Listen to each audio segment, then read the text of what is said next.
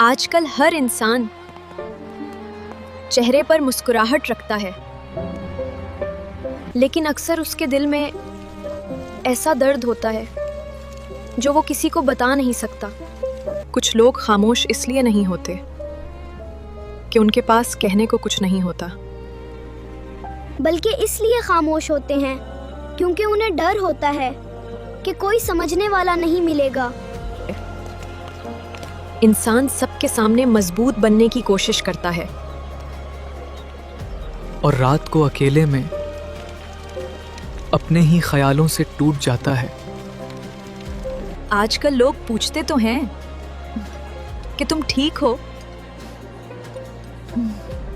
लेकिन हकीकत में किसी के पास सुनने का वक्त नहीं होता।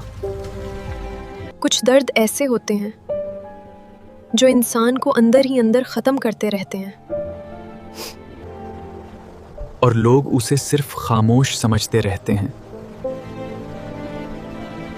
बस अल्लाह ही इंसान के उन आंसुओं को जानता है जो वो दुनिया से छुपा लेता है। इसीलिए हर टूटे हुए दिल को अल्लाह के करीब हो जाना चाहिए।